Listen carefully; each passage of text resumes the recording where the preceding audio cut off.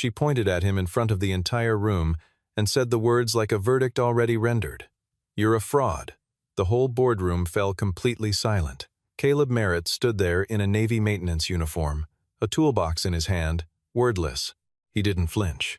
He didn't raise his voice. He looked at her with the steadiness that only comes from standing in places far darker than a glass-walled conference room. Nobody in that room knew what he had done, or where he had been. And the only person about to walk through that door wasn't his lawyer. Stay, because in the next few minutes, everything this woman believes about power is about to collapse. The morning arrived the way it always did for Caleb Merritt, without ceremony, without grace, just the alarm at 5:45, and the sound of the city beginning to stir outside the window of his third-floor apartment in Bridgeport. He was already awake. He usually was. The old habit of waking before the alarm had followed him out of the service and into civilian life, with the loyalty of something that did not know it had been retired.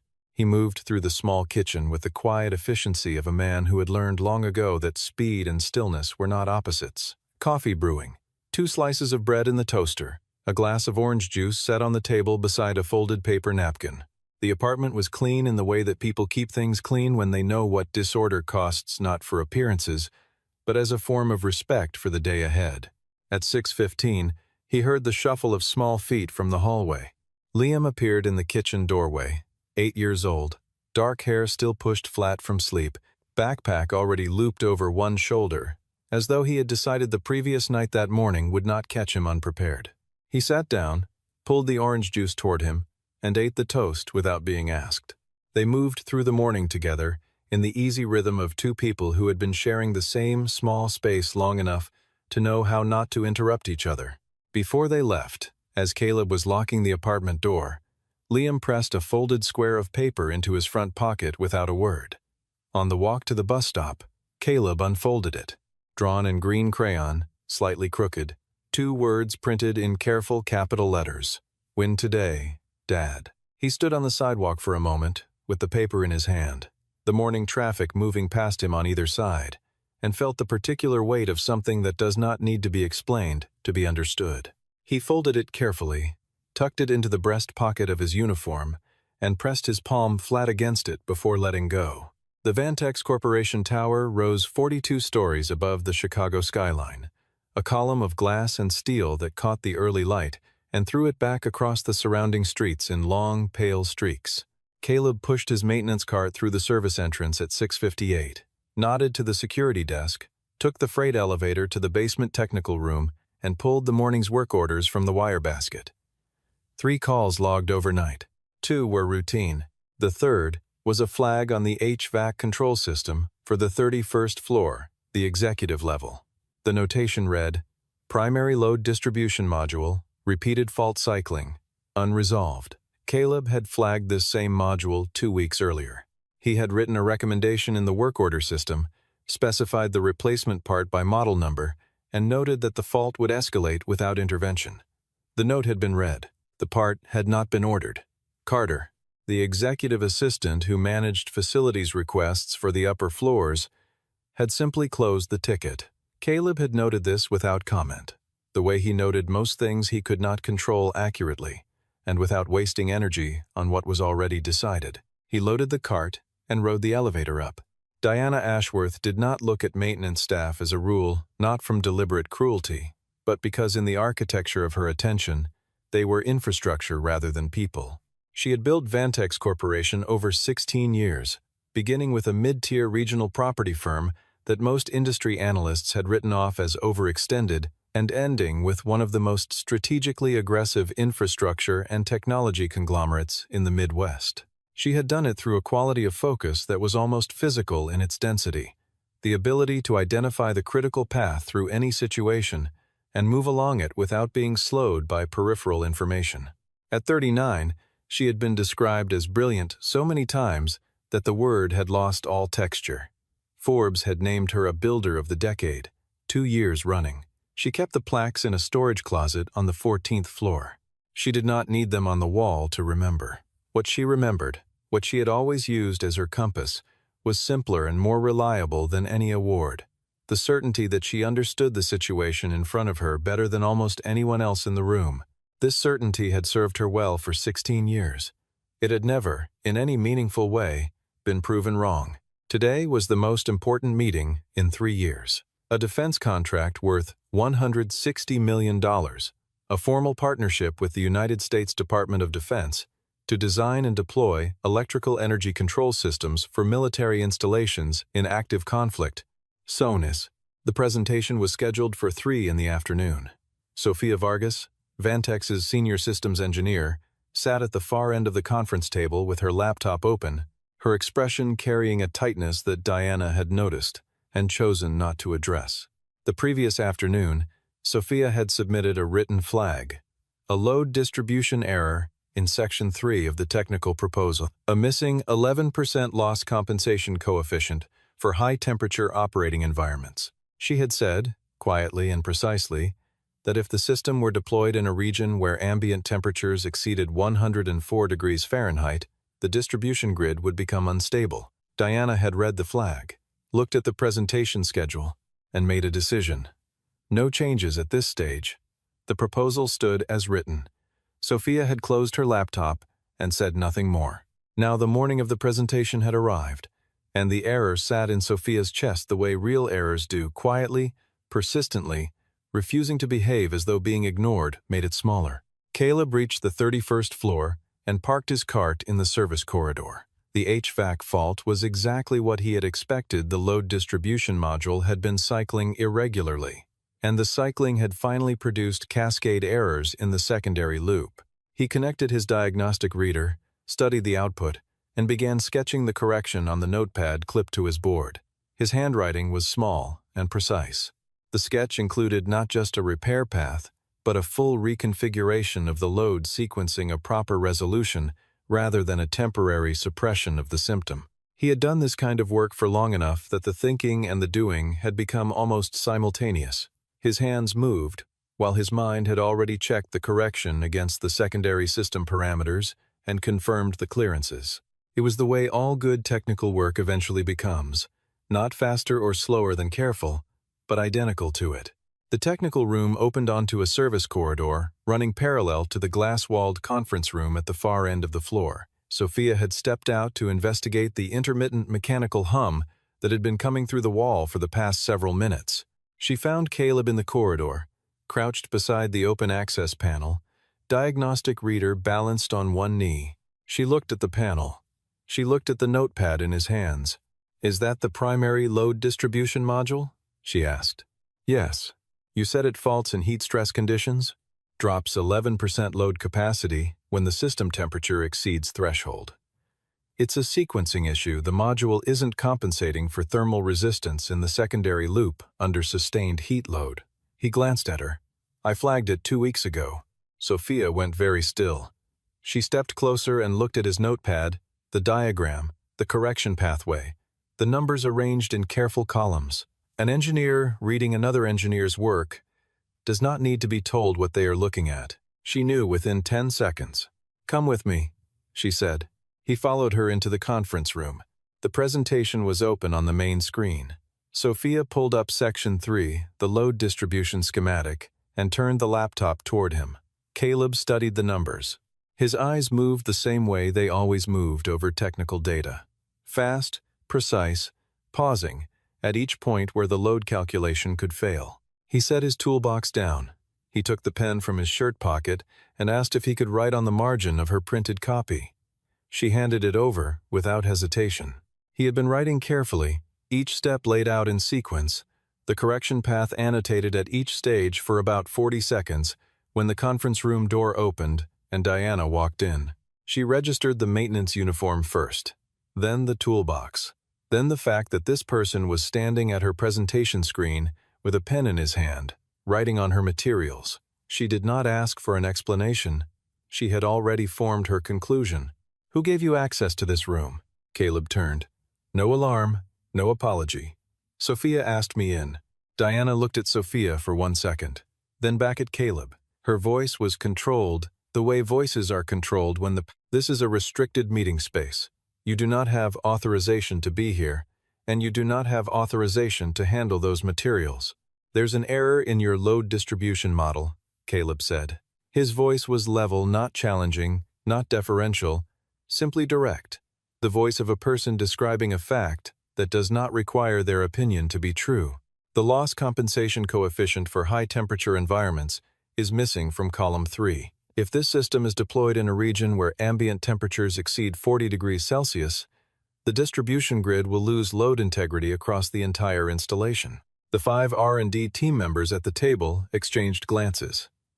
No one spoke. Diana looked at him for a moment longer than strictly necessary. When she responded, there was a lightness in her voice, the specific lightness of someone who has already filed a situation and is simply completing the step of closing it. "Where did you learn that?" she said. "Online?" 2 people at the table laughed. It was brief, the reflex sound of relief rather than amusement. Caleb heard it clearly. He did not look at them. "The coefficient is wrong," he said, the same way he had said it the first time. "The correction is written on page 3. Every step is there." "I'm sure it is," Diana said. She looked at Carter, who had appeared in the doorway. "Please take him back where he belongs." Caleb picked up his toolbox. He walked past Carter without resistance, without visible anger, without the particular stiffness that comes from swallowing something. He stopped at the door, not facing Diana, but facing the presentation screen, and spoke in the same tone he had used throughout. "The HVAC will be running in 15 minutes, he said. "The numbers on that printout are correct. Whether that matters to you before 3 o'clock is a decision only you can make." He walked out. Sophia stood in the quiet that followed and looked at the printout in her hand. The handwriting in the margin was neat and unhurried, written with the patience of a man accustomed to delivering technical corrections in conditions worse than this, in cold, in heat, in the kind of darkness where clarity is the only instrument that keeps people alive. She read through it once, then again. Every word of it was right. She had known it was right before she finished the first line, because she had spent the previous day running the same mental calculation and arriving at the same answer, and the only difference between herself and the man who had just been escorted out was that she had been afraid to say it clearly. The basement maintenance room was cool and lit by fluorescent panels that hummed faintly at the edges of hearing. Caleb returned to the service corridor, completed the HVAC reconfiguration, and ran the test cycle twice. The system cleared both times, exactly as he had calculated. He recorded the work in the log, signed the bottom of the sheet, and clipped it to the board. He sat on the edge of his cart for a moment. Not to rest. He sat because the body sometimes asks for a pause that the mind has already moved past, and it costs nothing to give it one. He thought about the numbers on the slide without particular feeling. He had recognized the error in 30 seconds, not because he was gifted at finding errors in other people's work, but because he had spent 7 years working with systems exactly like it in places where an 11% load loss was not a presentation problem. It was a blackout. It was a communications failure. It was 300 soldiers without water treatment or medical equipment in 110-degree heat. 12 years earlier, Caleb Merritt had graduated from West Point in the spring, at 23 years old, with a degree in electrical engineering and systems design. He had ranked in the top 3% of his graduating class. The summer after graduation, he had been selected for a specialized training program within Army Special Forces, a program that trained combat engineers not to fight from the front, but to keep the infrastructure alive that made everything else possible: power, water, communications, the bones of operations that no one ever mentions in the accounts of what happened.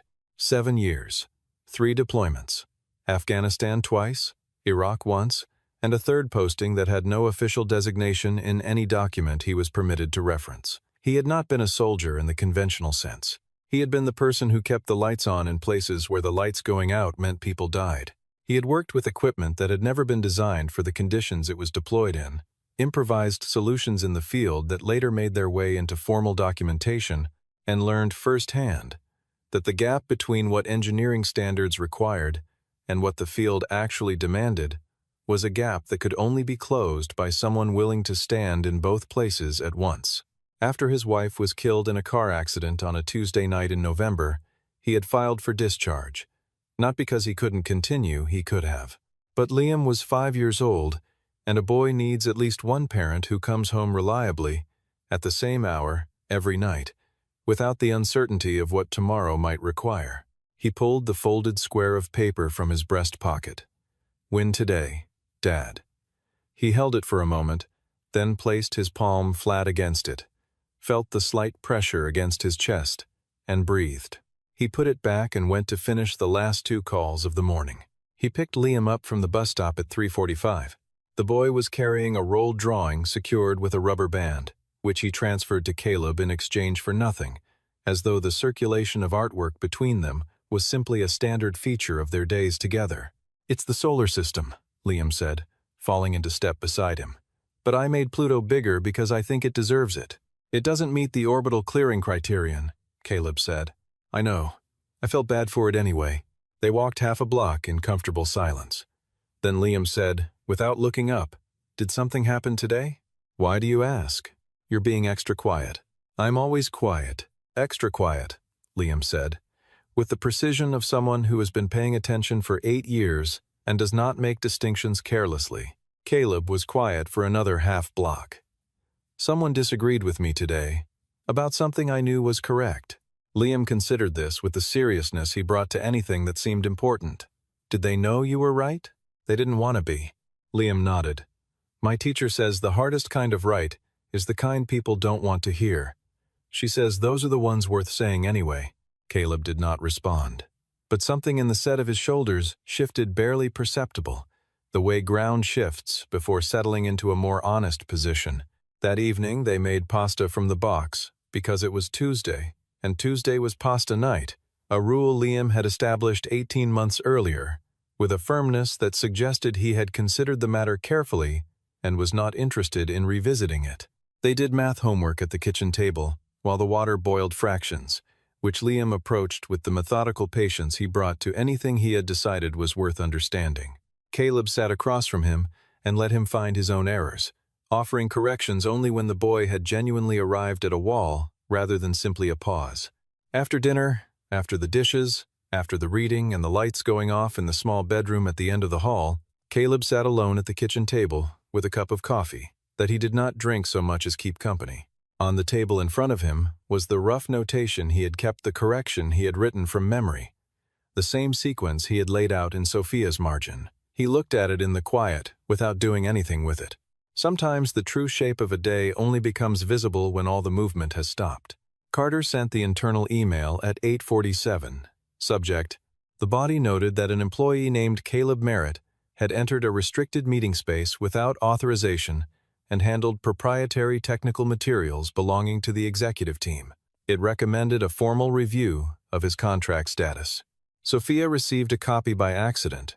Her name appeared in the incident description, which generated an automatic distribution. She read it at 9:12, her coffee going cold beside her keyboard. She looked at it for a long time. Diana's phone call came later that evening. The instructions were brief. Find out who this man is, where he trained, why he is here. Carter spent 90 minutes in the HR database and returned with almost nothing useful. Caleb Merritt, 37 years old, hired 14 months earlier through a third-party facilities contractor. A technical certificate from a community college in Joliet. No university degree on file. No prior employment history beyond a general notation of previous contract maintenance work. Diana had listened and felt the architecture of her original read confirm itself.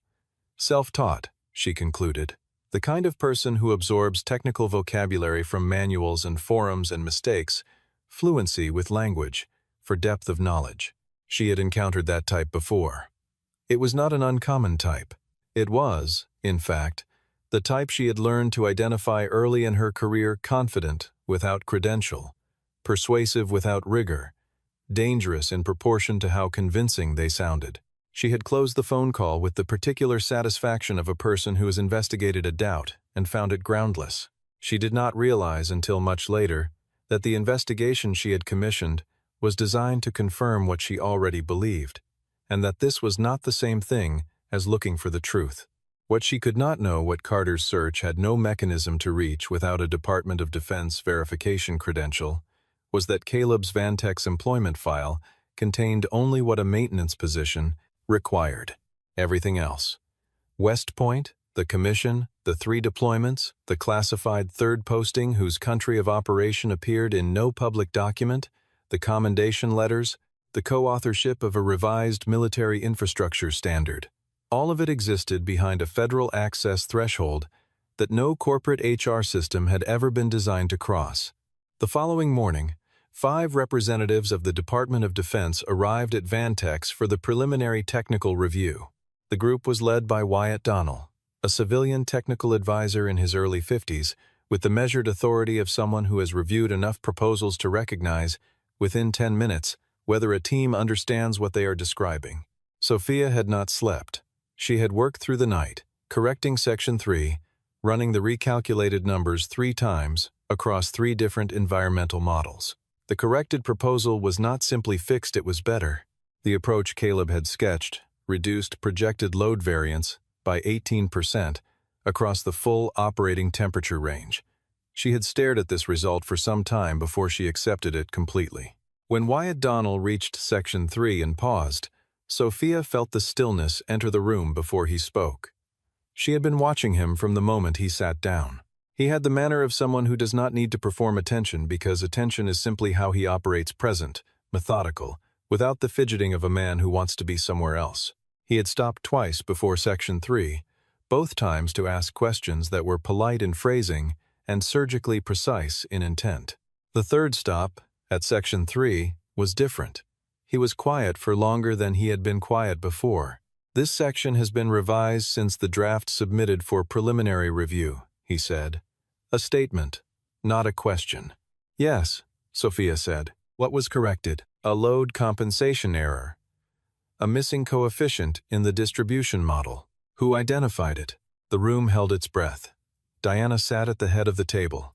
Her gaze moved to Sophia and carried a weight that was not quite a warning, but was close enough to one that the difference was academic.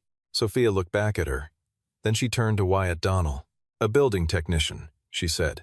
His name is Caleb Merritt. Wyatt Donnell set his pen on the table. He was still for a moment, the particular stillness of someone organizing a thought they are not ready to share. He took out his phone, typed something brief and deliberate, and returned it to his pocket without comment or explanation. The meeting continued. But something had entered the room that had not been there before, and everyone present, in their own way, felt it. Carter knocked on Diana's office door at 4 in the afternoon. His expression did not match any category of news she was accustomed to receiving. There's someone in the lobby. No appointment. He's asking for whoever is managing the defense contract. Name? General Joseph Hargrove. Diana set her pen down. 4 stars, Carter said. He currently commands the Military Strategic Energy Command. That's the office that approves all electrical infrastructure contracts for overseas deployment. Diana was on her feet before he finished. General Joseph Hargrove was standing in the center of the Vantex lobby with the kind of stillness that has nothing to do with inactivity. He was not in uniform dark charcoal suit, white shirt, no tie, but his bearing made the question of rank entirely beside the point. He was 61 years old, built with the lean economy of someone who had spent decades in conditions that rewarded efficiency over everything else, and his eyes moved across the lobby with the automatic, comprehensive sweep of a man whose relationship with new environments is always first professional. The lobby staff had given him the center of the room without being asked, and the security desk attendant had stood a little straighter without knowing exactly why. There are people who command space not by demanding it but by simply existing within it, and Hargrove was entirely one of those people. Diana crossed the lobby, with her hand extended and her composure fully assembled. He shook her hand once, briefly. She led him to the 31st floor conference room. He sat down, placed both hands flat on the table, and looked at her with the particular directness of someone who has not come here to waste time. I understand Caleb Merritt is employed in this building, he said. He's in our facilities department. Building maintenance? Yes. He was quiet for a moment. Caleb Merritt was one of 8 officers I personally nominated for early promotion to major before he filed for discharge in 2019. I made that recommendation because I assessed him as the most capable field infrastructure engineer I had worked with in 30 years of active service. Diana held her expression. He designed the mobile electrical distribution system that restored full power to 3 NATO forward operating bases in Kandahar province after a coordinated attack destroyed the primary grid. He completed the restoration in 72 hours with a team of 6 in temperatures exceeding 115 degrees Fahrenheit without resupply. Every system he designed that week is still operational today. Not one has experienced a critical failure. He paused. The technical standard your proposal is required to meet Military Standard 1399, Section 5, governing field deployable electrical distribution. Caleb Merritt is a co-author of the most recent revision. He and one other engineer updated that document in 2018 based on field data that existed nowhere else, because no one else had been where they had been. He looked at her steadily. I came here because Wyatt Donnell contacted my office this morning.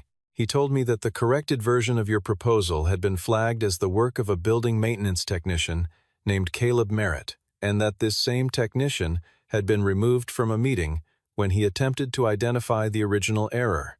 I wanted to understand that account from you directly. Carter found Caleb on the basement floor finishing the last work order of the day and rode up with him in the service elevator without speaking. The elevator was small and functional, and the silence between them had a particular quality, the silence of a man who had sent an email he wished he hadn't, standing next to the subject of that email, in a space too small to pretend otherwise. Caleb rode up without looking at him, without making it harder or easier than it was. When the doors opened, he walked into the conference room in his uniform, toolbox in hand. He set the toolbox beside the door. He straightened up and looked across the room and saw General Hargrove. He stopped. A single brief pause, less than 2 seconds. Then something shifted in his posture, not dramatically, but every person in the room saw it. The particular adjustment of a man in the presence of someone whose authority he recognizes not from obligation but from experience. 7 years leave a residue that 3 years of civilian life cannot dissolve. Sir Merritt. The handshake lasted longer than handshakes between strangers last. It was the handshake of 2 men who had stood in the same rooms, breathed the same air under the same kind of pressure, and who understand without needing to say it that the other person's continued presence is not something to take lightly. Diana watched this exchange and felt the floor of her certainty begin to shift beneath her. General Hargrove turned to face her. His voice was unhurried and completely clear. First Lieutenant Caleb Merritt, West Point, Class of 2012, Electrical Engineering and Systems Design. Top 3% of his graduating class. 3 combat deployments. 8 service commendations. Awarded the Army Commendation Medal for Valor in 2017 for restoring the Kandahar installation grid under hostile conditions. He let that settle for a moment. The technical standard your proposal must satisfy, co-authored by Caleb Merritt in 2018, based on field experience that no one in this room has had and no classroom could provide. When he walked into this conference room and told you there was an error in your proposal, he was not guessing. He was reading a document that failed to meet a standard he helped write in the field, in conditions where failure is measured not in contracts but in lives. He looked at her directly, and your response was to call him a fraud. The silence that followed was complete. Sophia looked at her hands. Carter studied the table. The 5 R&D team members who had been present the previous day sat with the particular stillness of people who are reconsidering something they had thought was already settled. Caleb stood throughout this with the same quality he had carried for the past 24 hours, the composure of someone who has stood in rooms where the stakes were genuinely unsurvivable and who understands at a fundamental level that a glass-walled conference room in Chicago is not one of them, regardless of what anyone says inside it. Sophia asked the question before she had entirely decided to ask it. Her voice was quiet, not quite directed at anyone in particular, but landing where it was intended to land. Why didn't you say anything? When she called you that, why didn't you defend yourself? Caleb turned to her. When he spoke, there was no performance in it, no emphasis placed for effect. The correction was on the page, he said. Anyone willing to read it would find it. Anyone who wasn't saying more wouldn't change that. He paused. I don't work to convince people. I work to make sure the right things don't fail. General Hargrove notified Diana that the formal contract presentation the following morning was being postponed. The Department of Defense required a complete reassessment of Vantex's technical team and verification processes before any commitment could proceed. He was not withdrawing the contract. He was holding it, pending evidence that the team responsible for execution met the standard the contract demanded. "That standard is not negotiable," he said. "It was written by people who built these systems with their hands in conditions where failure was not a budget line. It will be applied as written."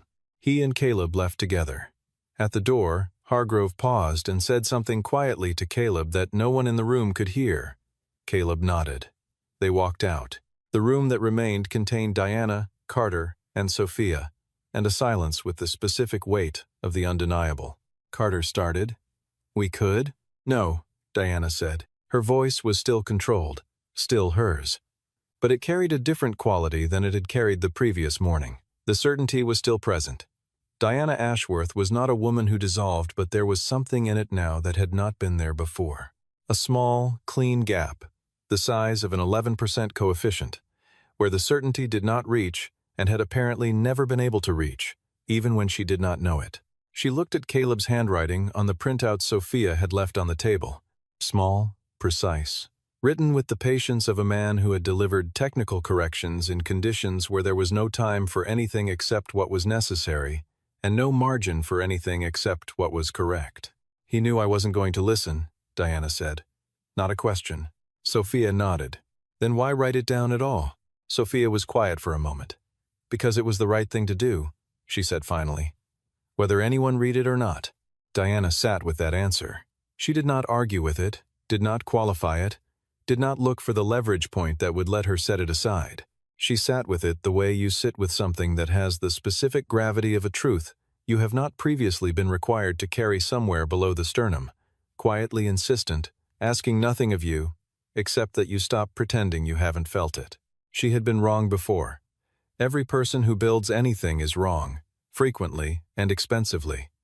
But those wrongs had been correctable, auditable, foldable into the next decision.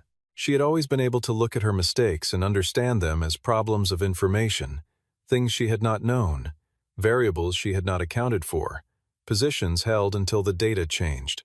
This was a different category. She had had the information. Sophia had brought it to her directly, in writing, in the afternoon before the presentation. She had chosen not to act on it, and then she had encountered it again in the margin of a printout written by the person she had dismissed as incapable, and she had still chosen to do nothing until circumstance made the choice unavoidable. This was the kind of wrong that does not ask for a correction. It asks for something quieter and more permanent and considerably harder to produce. She did not yet know what she would do with it, but she knew she could not file it away. The maintenance floor was quiet at 6 in the evening. Caleb was running through the closeout checklist when he heard footsteps in the corridor that moved with a different quality than the building's usual traffic. General Hargrove stood in the doorway. No aide, no vehicle waiting at the service entrance. Just the man himself, jacket over one arm, looking at Caleb the way he had looked at him in the field, with the specific regard of one professional for another, which requires no ceremony because it has already been established. "You're still doing the checklist," Hargrove said. "It needs to be done." Hargrove sat in the single plastic chair along the wall, with the ease of a man entirely comfortable with functional rooms and functional furniture. "I have a proposal. Not an order. A proposal. The Strategic Energy Command is rebuilding the next-generation field electrical distribution standard. We need someone who knows the material from the inside to lead the documentation. Advisory contract. Remote work. You set the hours. Compensation equivalent to major's pay." Caleb continued loading the cart. "I have an 8-year-old. I know. He needs me home by 7. Remote work. No deployment. You work around what the boy needs." Caleb straightened and looked at the window. The Chicago evening was arranging itself in layers, the last pale light retreating from the western edge of the sky, the orange wash of the street lamps arriving below, the cold glass of the tower reflecting everything at once. He had stood in darker places looking at considerably less, and found reasons that were sufficient. "I'll think about it," he said. Hargrove stood, pulled his jacket on, and moved toward the door with the ease of a man who has said what he came to say and has no need to add to it. At the doorway, he paused. "You know what I remember most about you in Kandahar?" Caleb looked at him. "You never needed anyone to know what you were doing. You just needed the lights to stay on." He left. Caleb stood alone in the maintenance room for a moment. Then he sat down on the edge of his cart, reached into his breast pocket, and unfolded the green crayon drawing. "Win today, Dad." He read it, held it for a moment, then folded it back with the same care he brought to anything that could not be replaced. He pressed it back over his heart and went home. The city was fully dark by the time he pushed his cart through the service entrance and onto the sidewalk. Behind him, the Vantex Tower rose 42 stories into the night sky. Every floor lit from within a column of steady light, climbing upward into the cold above Chicago, burning the way buildings burn, when the people inside them are still working, still deciding, still trying to understand what the day has asked of them. He had kept lights like these burning in places that did not have names. He understood, better than anyone currently standing inside that tower, exactly what it cost to do so. He did not look back. There was nothing behind him that required looking at. Somewhere on the 31st floor, a woman sat alone at a conference table with a handwritten correction on a piece of paper, and the beginning of an understanding she had not previously been required to develop, that competence does not announce itself, that it wears what it needs to wear, and that the most dangerous assumption a person can make is that they already know the shape of the thing standing in front of them. Somewhere in a third-floor apartment in Bridgeport, a boy in blue pajamas sat at the kitchen table with a cup of warm milk and a math worksheet, his pencil moving carefully in the quiet, the scratch of it the only sound in the room, waiting for a particular footstep on the stair, waiting for the specific sound of one key turning in one specific lock. And Caleb Merritt, the man who had kept the lights burning in places that do not appear on any public map, who had written the standard that others were now trying to sell, who had been called a fraud in a glass-walled room, and had walked out carrying nothing but the truth, and a folded piece of paper covered in green crayon, moved through the evening streets of his city with his cart and his toolbox, and the weight of his own quiet competence, which had never required an audience to be real. He had not won by shouting. He had not won by proving anything to anyone who had chosen not to see. He had won the only way that lasts, by remaining, in every room and every condition and every moment when it would have been easier to be something else, exactly who he was. And in his breast pocket, pressed close against his chest, a small green drawing was waiting to be proved right.